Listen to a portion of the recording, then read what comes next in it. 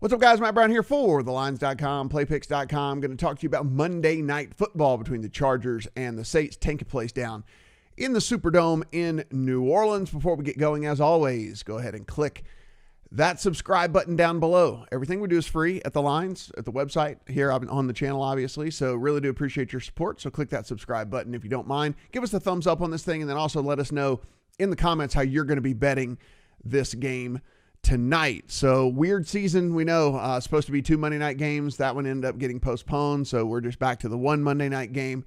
This is going to be the way it's going to be for the rest of the season, guys. We're only in week 5 and the wackiness is already starting to happen. So it's just kind of what we've got to deal with, and we'll do our best to help you out along the way to try to make heads or tails of all of this. Really, the big things to start off with here to talk about the injury report for this game. Joey Bosa and Mike Williams are both questionable for the Chargers.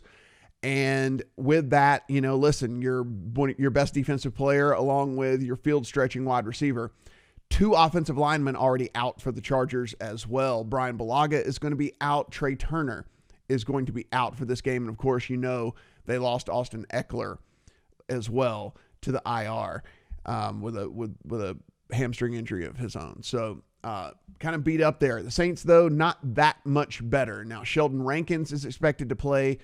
Jared Cook is expected to play. Michael Thomas seems like he would have been back, but he got suspended for punching a teammate at practice. So he will not be playing in this game. Justin Hardy, Janoris Jenkins, 2 corners are both out for the Saints. Malcolm Jenkins is going to play, so he's back out there, the safety. Marshawn Lattimore is questionable. That'll be a big one for the Saints if he can get out there. Ryan Ramczyk is going to be back, tackle, offensive lineman there for the Saints coming back from concussion. Let's go ahead and take a look at the lines on this thing right here. 6.5 at DraftKings, 49.5 on your total. You can see as we take a look that little bit of juice on the Saints at 6.5, and that might be because if you go to these other books, they're sitting at 7 right now. So you can see right here, Chargers at 7, and a lot of people taking the Chargers there at 7, as you can see, juiced at 115. Total of 50 over here, so a half point higher at FanDuel. And then over here at BetMGM, they are at 7 and 49.5. So let's, I'll let you, if you want to read some more on this thing right here, I'll scroll down. You can take a look at what's going on. So as you know, they have turned to rookie Justin Herbert. He's going to be their starting quarterback there for the Chargers. And what we've got here is a team that has not been playing very well on the offensive line. Their pass blocking ranks 27th. Their run blocking rank is 28th. So they haven't been giving him a ton of help there.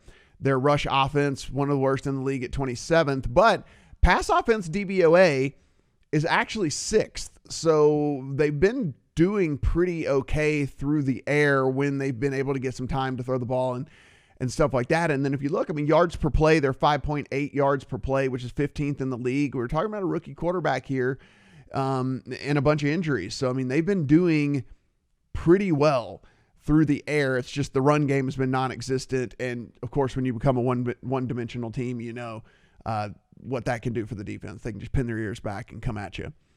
I'll scroll a little bit further so you can keep going. On the Saints offensive side of the ball, listen, a lot has been made of Drew Brees' arm strength, and rightfully so. It's certainly not what it was in years past, but this offense is pretty much just adjusted to what they have, right? They haven't been with Michael Thomas for the last 2 weeks, and yet they still were able to light up the scoreboard. Drew Brees, they just kind of do the intermediate pass game thing. That's just what the Saints are these days. It is not this high-flying offense, but you look and they're playing good on the offensive line, 11th when it comes to pass blocking, 11th when it comes to run blocking. When you look at their DVOA ranks, their pass offense is 10th, their rush offense is 11th.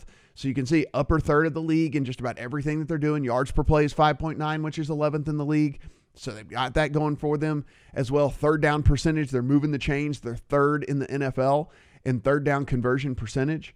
So you just kind of look at this offense, and even though Drew Brees is getting older, and certainly the arm strength isn't there like it used to be, it doesn't mean that he can't play anymore. On the defensive side of the ball for the Chargers, really Achilles heels the run defense, 24th overall according to Pro Football Focus, and then you go down And look at their coverage rank and their pass rushing. I mean, 18th and 14th, so like not the best, but it's kind of more in that middle of the pack there. So it's really just been the rush defense so far where they've been really giving it up. And so as far as bad, I mean, if you look at the raw stats, I mean they're giving up passing yards as well, but a lot of that has been due to game flow so far and the way that these games have played out for them. Of course, you saw Tom Brady light them up for like 370 yards last week through the air. On the Saints defensive side of the ball, and I'll continue to scroll down here. On the Saints defensive side of the ball, this has been where things have been weird for this team because this is supposed to be the huge strength of this team. And instead, what's really gone on here, and it's not the worst scenario, but rush defense has still been pretty good, but it's just the pass defense. They've been getting passed all over. Coverage grade, according to Pro Football Focus, is down at 26th in the league. And you take a look at what's been going on, and they've just been, the corners have been banged up as it is anyway. So there has been backup corners in there, and those backup corners have been getting lit up left and right. So can Herbert do that without Mike Williams? Let's assume Mike Williams doesn't get back out there. He didn't play last week. He doesn't get back out there. So can he do that with just Keenan Allen? No Austin Eckler as well, So Hunter Henry and Keenan Allen would have to kind of be your guys to get it done through the air. They've allowed, the Saints defense has allowed 11 passing touchdowns already through the air. So, they have been giving it up through the air, no doubt. So let's take a look over here at the total, and let's look at the over. And again, if we wanted to do that, 49.5, if we came to BetMGM or whatever. So let's just look 49.5. Let's make a case for the over here in this game. And I think it becomes pretty simple. So the Saints, they inside that dome, being able to play on that fast track, they do just play much better. It's not home field advantage type thing. It's just being in a dome, being on that turf and stuff like that. So I understand there's not going to be people in the stands, but so it's not home field advantage from that standpoint. It's just being in an environment that is the most conducive to the way this team is built. And so that is one certainly advantage to them getting up, up and down the field, being able to score a bunch of points. Getting Jared Cook back is another big thing. Listen, the guy, for all of his faults, he's a decent playmaker at the tight end position. And so getting Cook back out there is certainly big for this team. It would have been huge to get Michael Thomas out, but look, there's been some of these guys have really stepped up in the pass game. And then of course, Alvin Kamara has just been absolutely amazing as well. I think the other way you can look for this thing to head towards an over is just the fact that the Chargers, and I understand that typically if you say like, oh, if they're going to run the ball, they're going to run the ball, they're going to run the ball, that's going to tick the time in here and stuff. And so you don't have to really worry about an over, but you can attack this Chargers team on the ground. And Alvin Kamara is like a home run hitter. I'm sure you've seen this a million times. And the Saints team also will play with pace at times, which negates kind of that whole slowing down with the run game anyway. So they'll get up to the line, they'll snap quickly. Alvin Kamara is a guy that gets yardage in big chunks. And so a little bit different than your typical run game where you say like, oh, okay, you grind it out 3-4 yards at a time, and that's just going to chew up the clock. But that's just a different situation for the Saints. The other way the thing gets over is if Herbert can connect on these deep bombs like he did last week against the Bucs. If this Saints secondary, as we mentioned, banged up, not going to be at 100%, even if Lattimore does go. And Herbert, a couple of bomb touchdowns last week, quick scores. And when you do that, that is a surefire recipe for overs. And so if they can get that done, that's the way we can kind of look. And if you think that that's, if you think that the Saints are susceptible to those big passes, they're going to go for it. They're going to try it a few times, these Chargers. And so they could get some points on the board pretty quickly and help you get to your over there. Now, if we're looking at the under, so let's just take a look if we're sitting here at the under of 49.5, fairly simple. Herbert on the road with a bang, not without his full complement on offense. Let's assume Mike Williams doesn't play. We already know Austin Eckler is not going to play in this game. And we saw Herbert make a couple of rookie mistakes in that game against the Bucs. That's one of the deals with this. He's a rookie. He's only a few games into his NFL career. And so this Saints team is as veteran a team as you are going to see. So they are certainly going to try to put him in some positions to make some errors. And if that's the case, you wonder, can the Chargers even put up their end of the bargain here in this one? The Saints are getting a little bit healthier on defense. And this is supposed to be one of their major strengths coming into this season. So if you're looking for the under, do they also do the Saints with that run defense? Like I said, maybe they don't get those big plays. Maybe they don't get the home run hitting plays, but they're able to just sit there and matriculate the ball down the field, just dink, dink, dink, dink over and over again, 4 and 5 yards at a time. That really does bleed a clock, and that really does milk a clock down. And of course, the other thing with Drew Brees and that short intermediate pass game and his high completion percentage is if you just keep completing the ball, but you're not completing the ball way down the field, if you're completing the ball for these 6 and 7 yard passes, it's basically like run plays, right? When it comes to as far as what it does to the clock. And so you could look up and the Saints could be in the middle of, one of these 6 and 7 minute marathon drives and still have not scored yet, because that's just kind of the way this offense functions. So let's look at some player props here as to anything that we might be wanting to take a stab at. If you look, Herbert sitting at 260.5 yards. This is strictly a play on how you think that this game is going to go, right? And if you have a very strong conviction as to how this game is going to go, then this would lead you to how you wanted to play Justin Herbert. If you think this game is going to be pretty balanced and they're going to be in it a lot, I would be leaning towards the under very, very easily here. If you think that they are going to get behind early, if you think the Saints come out and start to roll in this game and you think the Chargers are going to be playing catch up, 260 is very within the realm of possibility here, because if he's throwing on every single down and there is at least a little bit of an Achilles heel for the Saints team through the air, then getting him at 260 yards on the over is in garbage time and playing catch up. Not even garbage time, just playing catch up, right? I mean, if that's the way that you think this is going to go, then you would be looking towards an over here on Justin Herbert. I don't really have any play there on Brees because this offense just functions so differently from game to game, and it's very hard to get a read. Is it a passing game? Is it a running game? Is it, what kind of game is it going to be for Drew Brees? So no real read on that number for me. On the rushing yards here, I mean, look, it's already juiced to 143, but it's an over or nothing for Alvin Kamara. We know how this offense functions without Michael Thomas yet again. So it's going to run through Alvin Kamara. Everything is going to run through Alvin Kamara. If you could find one of the rushing and receiving combined, which that's one of the ones that it doesn't look like DraftKings has, but you can find this one over on FanDuel sometimes where it will say rushing and receiving combined, but it doesn't have it for Kamara this week. Those are the ones where for Kamara, you just look and you love to just pound the overs on those because Herbert's at 263 over here on FanDuel. So you can see that the 260 over here on DraftKings is your best number if you did want to go the over. It's over nothing for the rushing yards on Kamara. And then the other thing here is receiving yards. And we come down and we see Traquan Smith here at 49.5 over at FanDuel.